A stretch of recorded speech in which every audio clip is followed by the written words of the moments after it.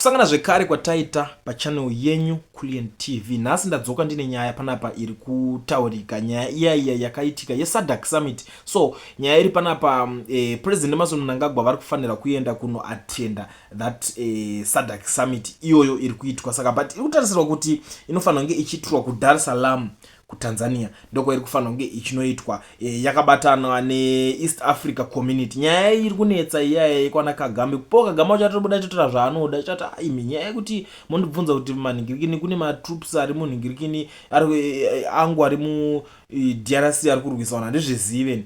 But ungona kutadza kuziva izvo zvanzi patano zvinhu zvakawanda zvandisingatoziviwo. Saka ameno kuti ndevangu here kana kuti havasi zvine zvakawanda zvazviri kureva zvinhu izvozvo. And those guys nyaya dzizoda kuti munyatsodzigarira pasi, because tikada kujaja tiri kunze tisinganyatsoziva kuti chakakonzera kuti vazosvika pakudaro chii. Tinogona kuswera tichiramba tichingonetsekana tisingonetsekana tedza kuziva kuti chichiri kuitika, because kune ma-issues mamwe ari kuitwa nethese ma-politicians aya, ma-issues aya ekunyanyisa kudherera vanhu, like mukatarisa matongero anoita kana Zimbabwe iko zvinezvi ndechekuti ivo ndo vanoita zvavanoda, that ruling party yeZANU-PF. Vanhu veopposition havana kana do, havapfumidzwi kuita kana rally zvokumhanya kana kuita musangano. Ana Jameson Timber zuro ndizuro vakasungwa like ameno vakagara vari mukati vachinzi makazoita gathering iri unsanctioned. Why makaita gathering iyoyo? Vakagara nguva refu varimo, pakatorwa nevana vechidiki chaivo, mayouth tudiki chaivo, vamwe vanga nevana vacheche vanga varimo vakavharirwa macells. But because of that gathering kadiki saka zvinhu zvokuti vanhu vanopedzera vaneta votindivara, like what is happening iko zvinhu vanhu vanopota chitindivara mbichana vanhu vanopedzera vazongoti zvakafanana. We are sick and tired. Vanhu ndo pavanenge vakuita zvese ndo masituations anenge akuti anofanira kunge achinoadresswa futi ikoko achionekwa kuti ivo vanhu vacho vanga vachizvifambisa sei vanhu vacho veDRC. Because mukada kungoudzwa nyaya yambichonzi vari kungodai so, kana kuti motanga kungohakira kuti pakabva patouraiwa mamwe masoja ekuSouth Africa, saka chinji munoona kuswera muchinetsekana nenyaya idzodzo. Saka nyaya iri panapa ndo iri kudzonzi Zimbabwe President Mnangagwa and his Kenyan counterpart William Ruto will preside over a joint extraordinary summit of the Southern African Development Community SADC and the East Africa Community on the escalating conflict in DRC, Democratic Republic of Congo, in Dar es Salaam, Tanzania on Friday and Saturday. Mnangagwa is the SADC chairman, while is EAC chairperson Tanzania President Samia Suluhu Hassan, who is the chairperson of the Troika of the SADC organ on politics, defense and security cooperation, agreed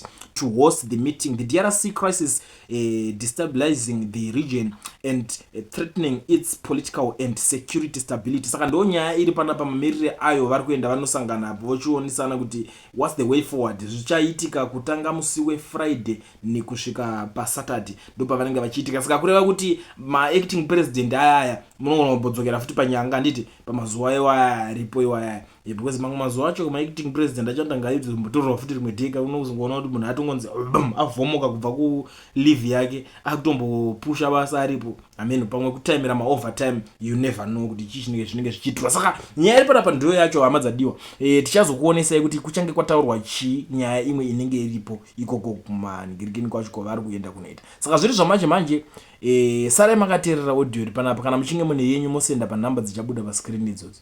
2016 tarakidzwa vamwe kuti zvinhu zvine zvisina kumira mushe kune vakuru the late vaMukhabavu. Ndakavanyorera tsambani muna 2016 ndichiti daidzirai dialogue mutaure nevamwe. Havana kudaidzira dialogue.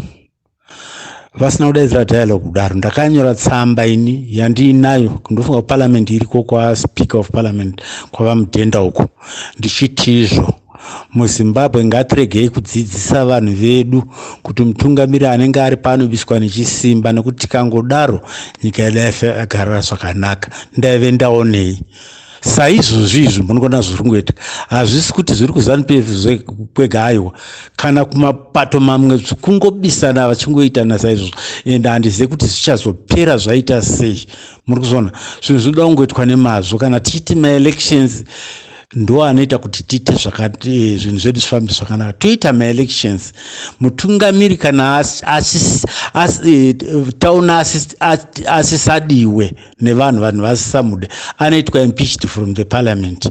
Ndo nzira chaidzo idzodzo zvekutuma vanhu zviya kuti tai zvakata zvimwe zvine ngozi, so zvinoguma vanhu pedza vapondana nezvimwe zvisina basa. Hatifanirwi kungoti vanhu vangopinda mumugwagwa, zvino hazvina kunaka, tinokuwadzisa vanhu zvisiri izvo.